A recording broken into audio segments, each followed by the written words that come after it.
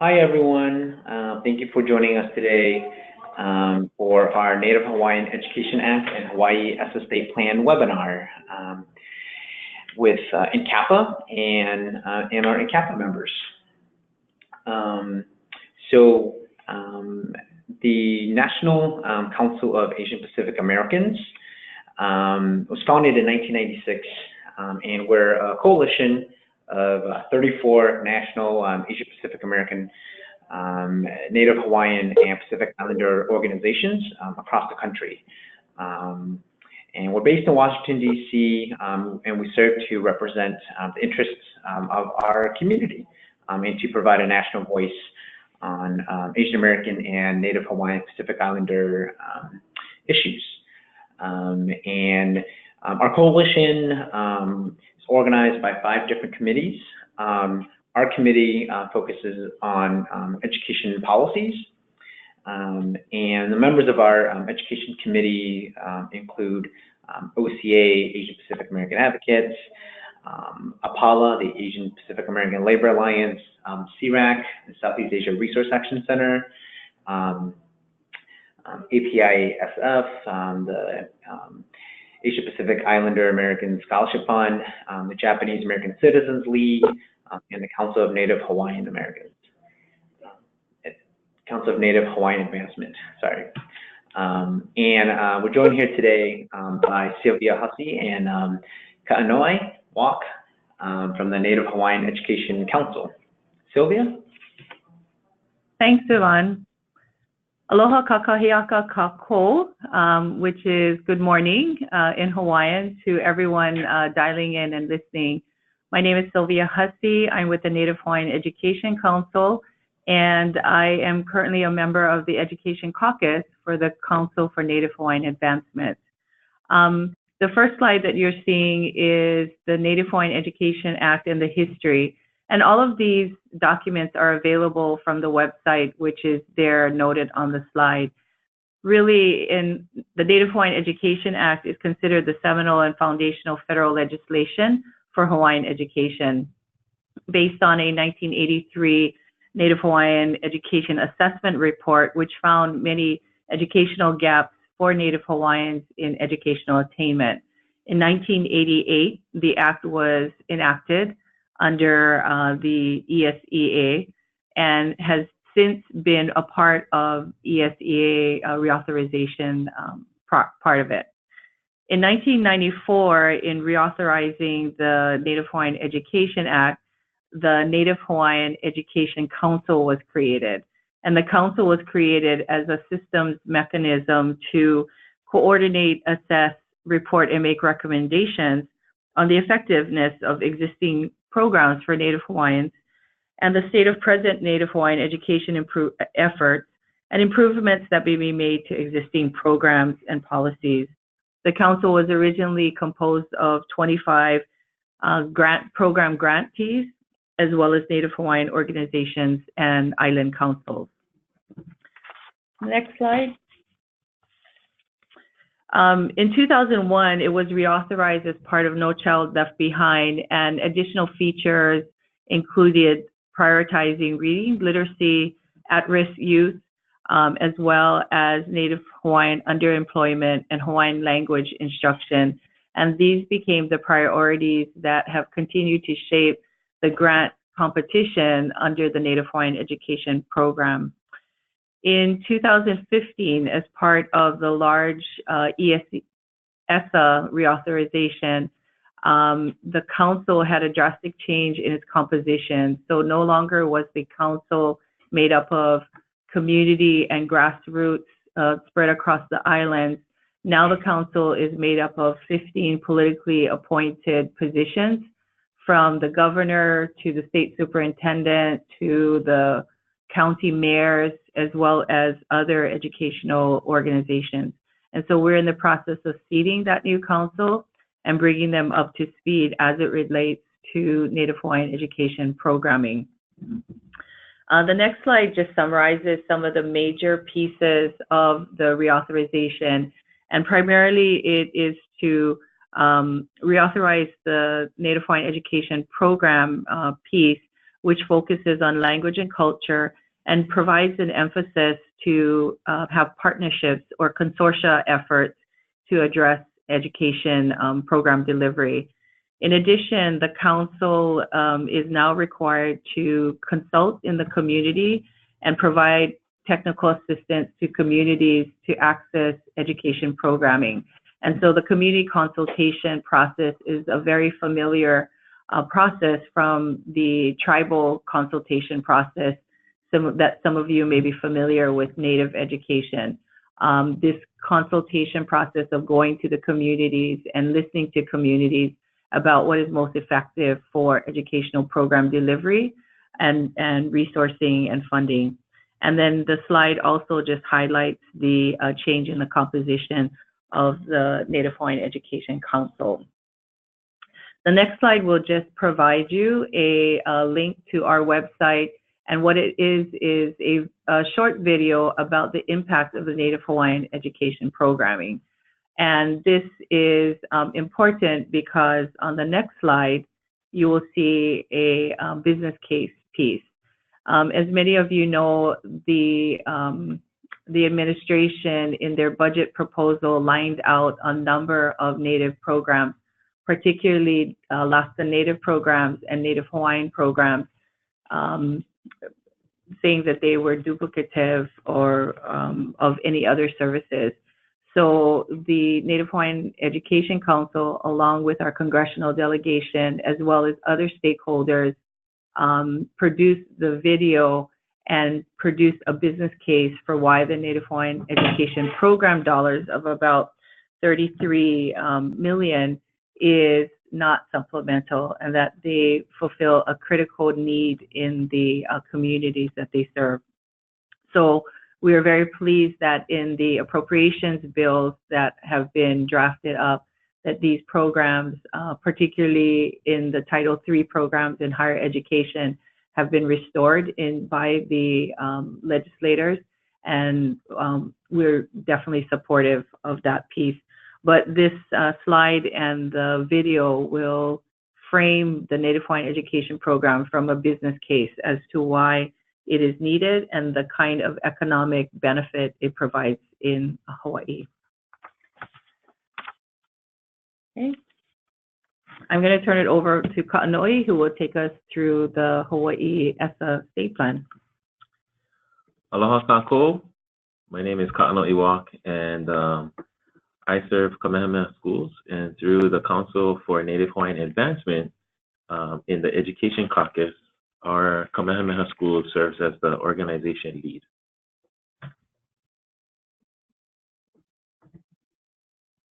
Okay, so let's talk about Hawaii's journey. In the photo, we see to the left is the new superintendent for the Hawaii Department of Education, Christina Kishimoto, and our governor, Ige, signing the new plan that they will soon be sending off, if not already have sent off, for the state consolidated plan. A little bit of background about Hawaii. Hawaii is a single state educational agency and local educational agency, which is very different from the other state counterparts. We also have 2 official state languages and thus 2 public education pathways. So one is in the Hawaiian language, which is also recognized as a Native American language under the Native American Language Act, and also English. We have 256 K-12 public schools and also 34 public charter schools. And these are located on 7 of our major islands. About approximately 180,000 students are served annually, and they're broken down into 15 complex areas and 42 complexes. And Hawaii's approach to ESSA. So Hawaii has hoped and is hoping and felt like they did take advantage of new flexibilities through ESSA. Taking a fresh look at our approaches to advance student success. And the department did a good job, a pretty good job, in my opinion, in engaging stakeholders. And so oftentimes here in Hawaii, Oahu is the main island of business and commerce, and many of the outer islands feel left behind. But the department did go out to the outer islands and also get stakeholder input face-to-face and also via the internet. The role of ESSA, the ESSA plan in Hawaii is pretty straightforward, and the department has stated in our plan that it is to secure federal resources of ESSA as authorized through Congress. And the department has said repeatedly that Hawaii's goal is not to be compliance-based to the federal requirements, but to be more innovative, to bring about success. And so Hawaii has stated that we see ESSA as a means to more resources, but not what's driving our education. And so in the next slide, we'll go over the timeline really quickly, and then I can talk about some of the funding resources and the engagement. So on the ESSA timeline, I'm not going to belabor you folks, and you all can read, but Hawaii is planning to submit by September 18th, and these are the processes that we went through to get the plan finalized. In the next slide, I'd like to take some time to talk about Naho Pena'a'o. So Naho Pena'a'o was approved in 2015 and was packaged with two other key Board of Education policies, which are related to Hawaiian language, Hawaiian education, and also yeah, 2104 and 05, yeah, Kaipuni and Hawaiian immersion. Yeah, and Kapapaʻahana Kaipuni. Sorry about that. Yep.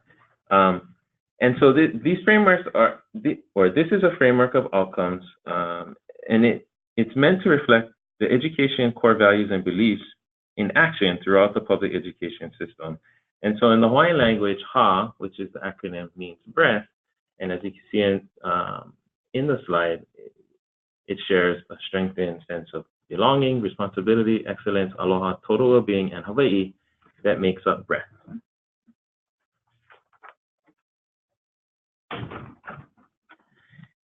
And so with this foundation in Hawaiian values, language, culture, and history that Naho Pena'a'o reflects, the whole system of public education, and not just the students, and not just looking at this as a framework for student outcomes, but more so a system-wide outcomes accountability. In the next slide,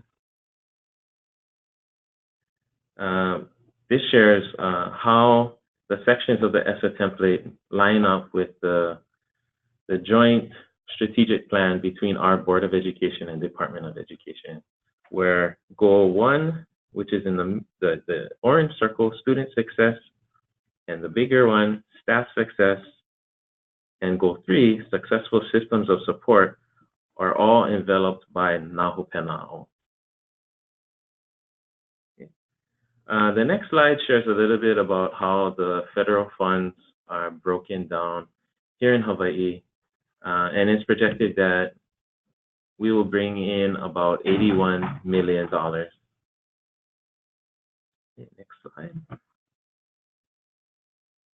Okay, and these are some of the figures that were reported during the period of stakeholder engagement. So upwards of 230 statewide meetings, thousands of public comments and feedback, and an overwhelming representation by the Department of Education, as expected. Next slide. Okay, so these are some are just highlights as reported by the department, and later in the presentation, I hope to bring a little bit more information to them. So as you can see, the quotes by our now current Superintendent Kishimoto: to want to be the #1 state in terms of educational quality is a vision that I believe we can deliver on. So there were high, statewide goals set at high levels, interim measures, long-term goals looking towards 2025. Next slide. And so through these slides, I'm not going to take too much time to speak to them, but I'll pick up some of the highlights that I'll be touching on later. So a commitment to accelerate development of Ka'el assessment for Kaipuni students. So I will talk more about that to make more sense about that in later slides. Okay, next slide. A focus on providing support for schools with the most struggling students and struggling student subgroups. And so Hawaii did make some changes to how Hawaii will report on subgroups, and we'll get to that later as well. Next one.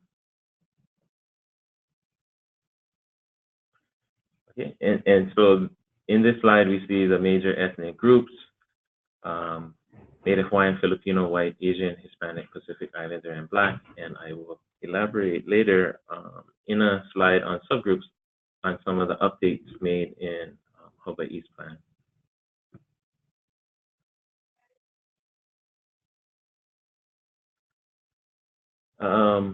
And so one thing important to us, stakeholders in Native Hawaiian education, and something I'd like to highlight is the attention to detail that this plan has included around Papahana Kaiapuni, and not only students, but for teachers.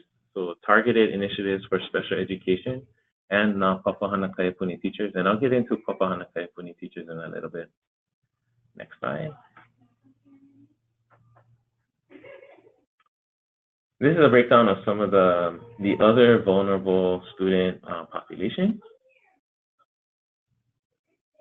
and a description of how the state plans to support them. Okay, next slide. All right, so here we are at subgroups. In Hawaii, as mentioned earlier, there's a breakdown. It's broken down into Native Hawaiian, Filipino, White, Asian, excluding Filipino, Pacific Islander, excluding Native Hawaiian, Hispanic, and Black. So some of the new things that are added or are different in this plan is that, Native Hawaiians will continue to be disaggregated or pulled apart, but Filipino and Pacific Islanders have also been added. So currently, Native Hawaiians make up the largest ethnicity in the student population at 26%, and the second largest are Filipino. And oftentimes, the Filipino community came out strongly and advocated for their numbers to be separated from Asian as a whole, because they make up the second largest ethnic population. And Pacific Islanders, although they make a little less than 10% in our state in public education, they are the most,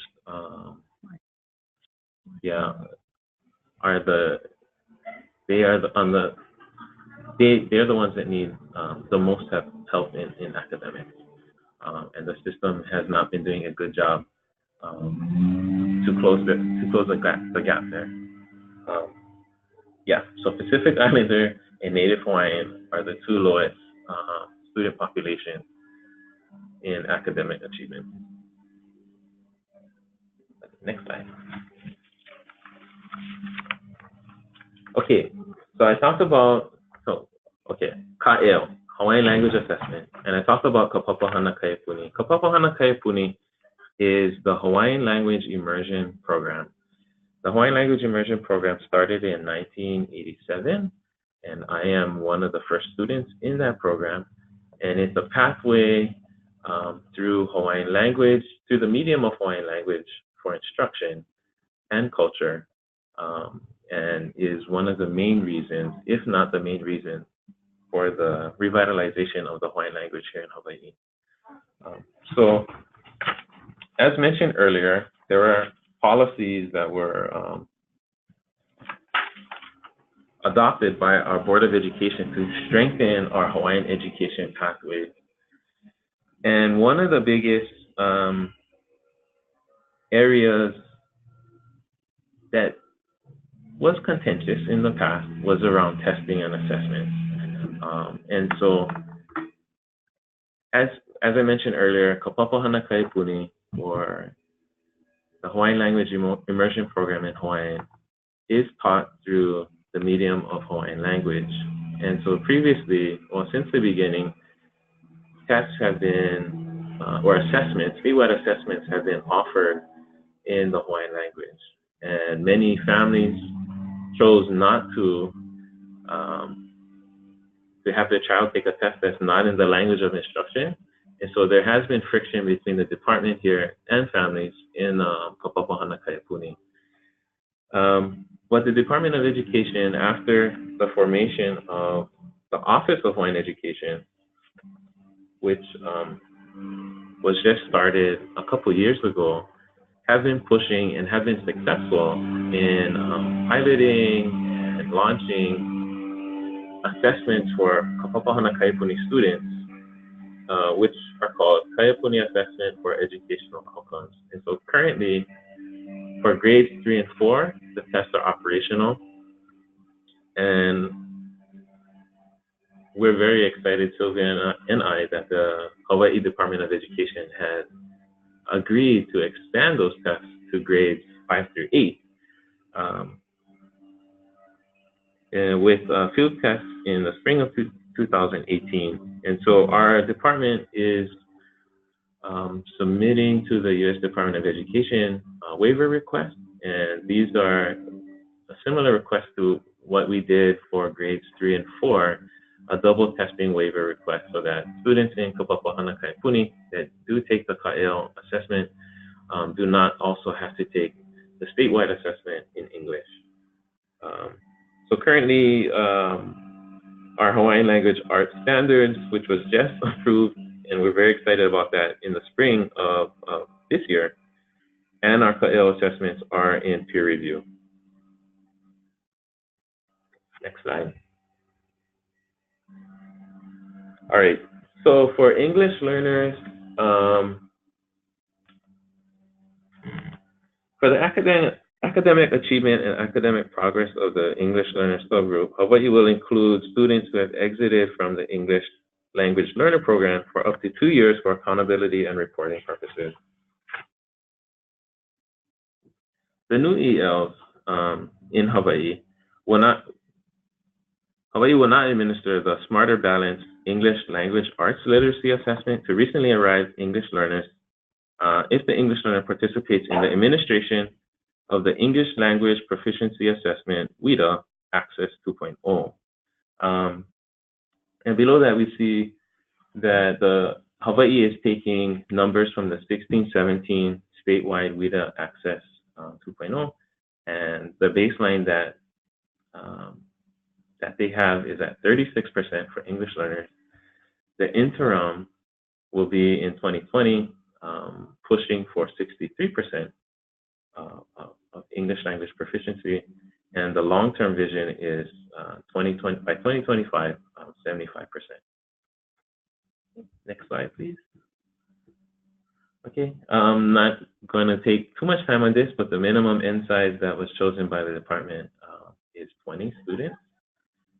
There was strong advocacy by one of the groups here, the Special Education Advisory Council or Committee.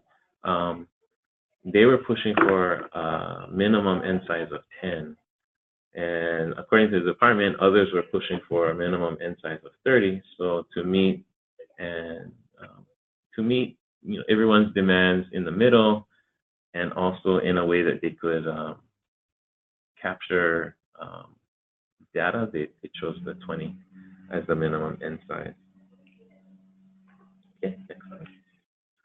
All right, so I alluded to some of the, well, in the English learner slide, we talked about the baseline, the interim goal, and then the long-term goal.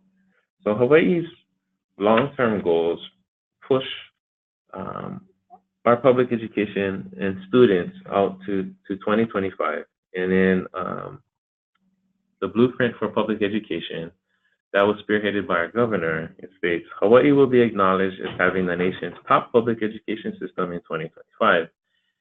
And so some of the alignment here in Hawaii with our Hawaii P through 20 campaign, which states 55 by 25, meaning 55% of working age adults having a college degree by the year 2025, urges all our stakeholders to put education top of mind,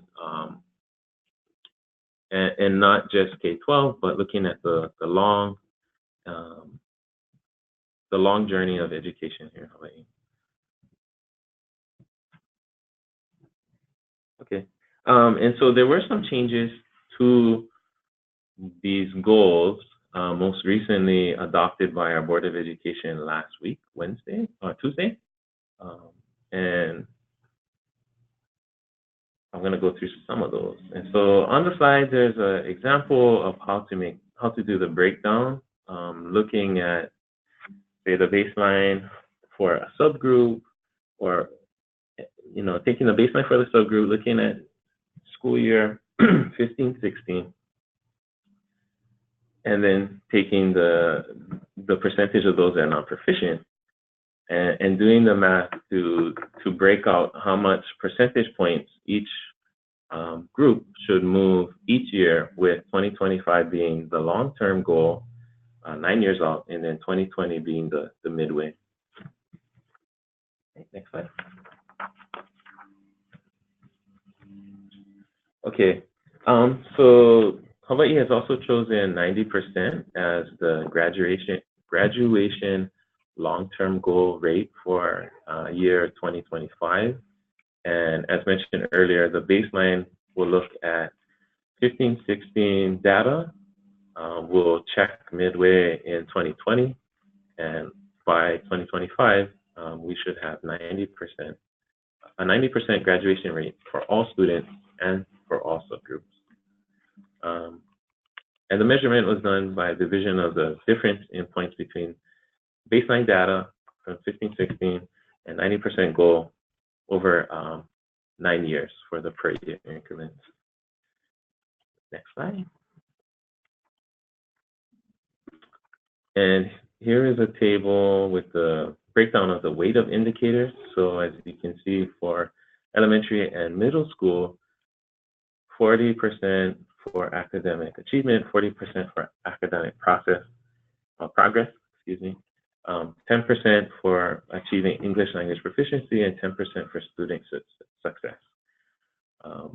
In elementary and middle school, and also in high school, there have been some pushback, and HSTA, our local teacher union, has been pretty vocal about the high stakes nature of having 80% be on academics and testing. But this is what the department ended up with, and it is submitting. So this is a part of our reality. But in student success, the measure that was decided, that was chosen, is chronic absenteeism, which means 15 or more days absent. So some of the rationale in the plan for the way that the weights were distributed is that in elementary and middle school, the indicators weigh more heavily on academic achievement and progress, so that they prepare the students for college and career readiness. And in high school, the shift is much more heavily on graduation rate, making up 50%. Okay, next slide.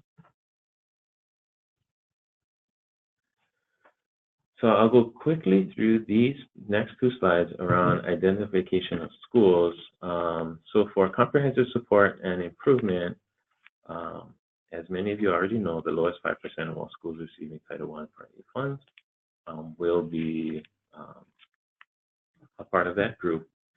And the proportion by each school type, it will be proportioned by each school type. So the department will break out K-5 for elementary, 6 through 8 for middle, and 9 through 12 for high school. And if there is a school that is K through 12, they will get three reports and 3 opportunities for comprehensive support and improvement. And also, of course, the 67% or lower graduation rate, where 4-year adjusted cohort grad rate may be used if necessary. In the next slide, and this was one of the updates, for targeted support and improvement, the Department of Education will start convening this month groups to discuss, to create a proposal for the U.S. Department of Education on what consistently underperforming, what to do with schools that have consistently underperforming subgroups. And unlike the CSI, which we spoke about in the previous slide, which will start in the fall of 2017, the TSI will look to start in the fall of 2018. Okay. So for some resources, the next slide are wonderful resources that NCAPA has pulled together around ESSA and getting involved in learning more and so forth. And then the next slide shares some links to our strategic plan, our Strive High, which is our accountability plan, and also the ESSA state plan that will be submitted for by the due date of September 18th. Mahalo. Thank you, Kanoy and Sylvia. We'll also make available these slides as well as a recording of this on YouTube so that you could also access these links as well. So thank you everyone for joining us.